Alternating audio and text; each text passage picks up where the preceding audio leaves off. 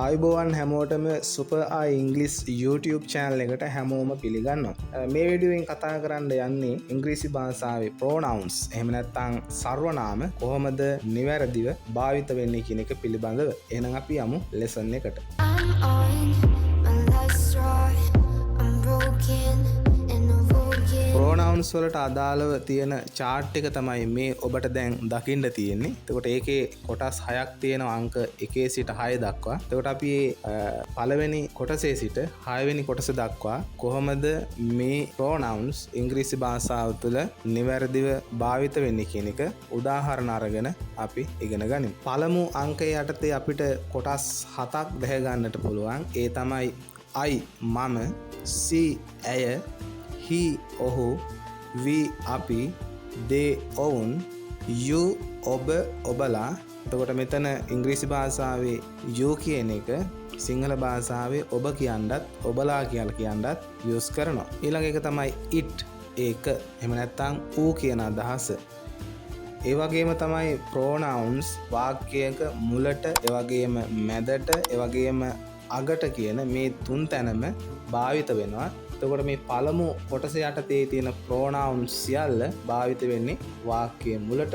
ඉතින් ඒක පිළිබඳව ඔබ අවධානය යොමු කරගනිමින් අපි උදාහරණ වලින් මේක පැහැදිලි කරගනිමු. I play cricket every day.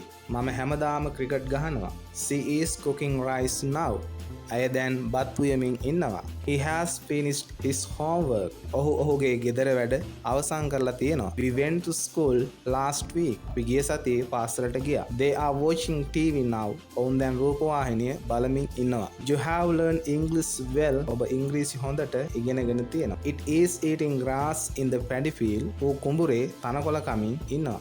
දෙවැනි අංකය යටතේත් අපිට කොටස් 7ක් දැක ගන්නට පුළුවන්. එතකොට මේ කොටස් 7 තමයි me මට මාව, her ඇයව ඇයට, him ඔහුට ඔහුව, us අපව අපට, them ඔවුන්ව ඔවුන්ට, you ඔබව ඔබට, it ඌව ඌට, එහෙම නැත්නම් ඒක එය. එතකොට මේ කොටස් 7ට අදාළව සිංහල භාෂාවේ අදහස් දෙක බැගින් තියෙනවා. නමුත් එක අදහසක් අරගෙන තමයි අපි examples ගොඩනගලා තියෙන්නේ. ඉතින් අපි බලමු කොහොමද මේ pronouns ඉංග්‍රීසි භාෂාව තුළ යෙදෙන්නේ කියන එක පිළිබඳව.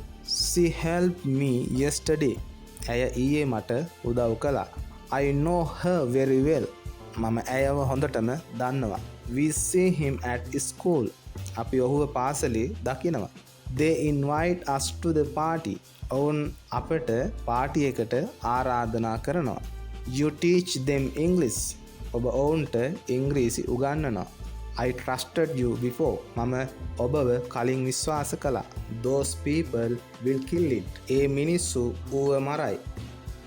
තුන්වෙනි අංකය යටතේ තියෙන කොටස් 7ත් ඒ වගේම හතරවෙනි අංකය යටතේ තියෙන කොටස් 7ත් අපි එකට අරගෙන තමයි මේකෙදි කතා කරන්නේ. ඒකට හේතුව තමයි මේ කොටස් දෙකේම පුංචි වෙනසක් තියෙනවා. අංගේ වෙනස අපිට දැනගන්න අවශ්‍ය වෙන හින්දායි ඒ කොටස් දෙකම අපි එකට කතා කරන්නේ. තුන්වෙනි අංකය යටතේ තියෙන කොටස් 7ත් ඒ වගේම හතරවෙනි අංකය යටතේ තියෙන කොටස් 7ත් ගත්තාම මේ කොටස් දෙකේම සිංහල අදහසේ වෙනසක් නොවුනට අපිට ඉංග්‍රීසි අදහසේ නැත්නම් ඉංග්‍රීසි pronouns වල වෙනසක් අපිට දකින්නට තියෙනවා. එතකොට තුන්වෙනි අංකය යටතේ තියෙන කොටස් 7 තමයි my මගේ, our අපේ, your ඔබේ ඔයාලගේ, their ඔවුන්ගේ, his ඔහුගේ, her ඇයගේ, its ඌගේ. ඊළඟට හතරවෙනි අංකය යටතේ තියෙන කොටස් 7 අදහස බලන්න. mine මගේ, ours අපේ, yours ඔබේ ඔයාලගේ, theirs ඔවුන්ගේ, his ඔහුගේ, hers ඇයගේ, its ඌගේ. ඊළඟට අපි තුන්වෙනි අංකය යටතේ තියෙන කොටස් 7ත් වගේම හතරවෙනි අංකය යටතේ තියෙන කොටස් 7ත් අරගෙන අපි samples වලින් කොහොමද බලමු මේක ඉංග්‍රීසි භාෂාව තුළ මේ pronoun භාවිත වෙලා තිබෙන ආකාරය. This is my book. මේ මගේ පොත. This book is mine. මේ පොත මගේ. This is her bag. මේ ඇයගේ බෑග් එක. This bag is hers. මේ බෑග් එක ඇයගේ. This is his pen. මේ ඔහුගේ පෑන. This pen is his. මේ පෑන ඔහුගේ. This is our house. මේ අපේ ගෙදර. This house is ours. මේ ගෙදර අපේ. This is their car. මේ ඔවුන්ගේ කාර් එක. This car is theirs. මේ කාර් එක ඔවුන්ගේ. This is your chair. මේ ඔබගේ පුටුව. This chair is yours. මේ පුටුව ඔබගේ. This is its tail. මේ උගේ වලිගේ.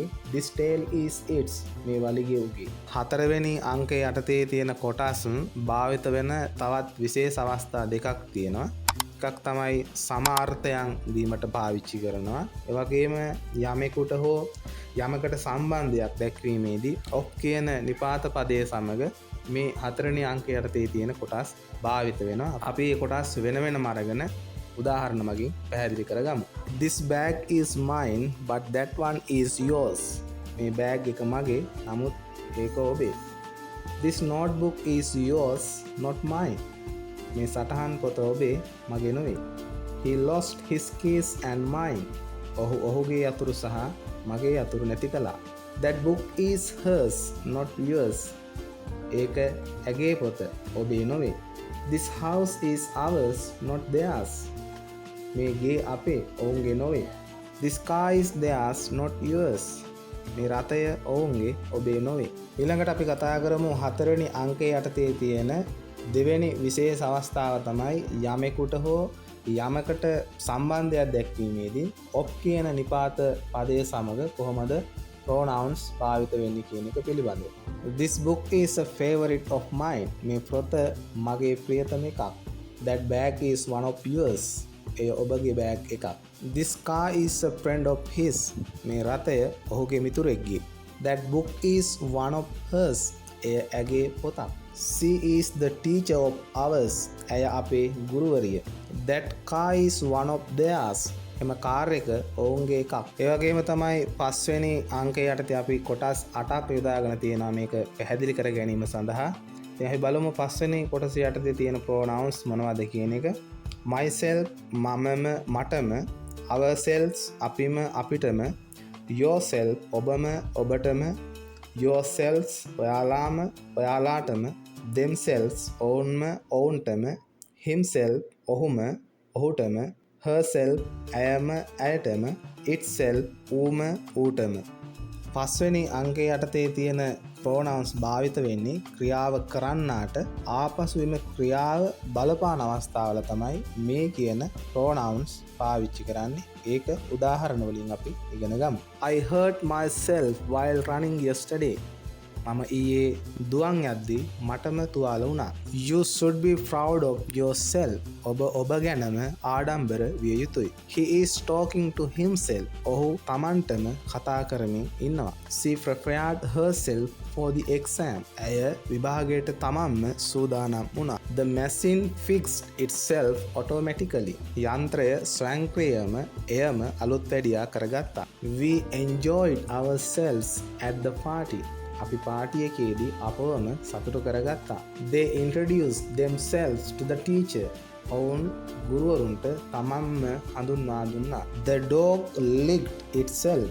බල්ලා ඌවම ලෙව කෑවා. pronouns වල අවසාන අංකය තමයි 6 වෙනි අංකය. ඒක යටතේත් කොටස් කිහිපයක් දැහ ගන්නට පුළුවන්.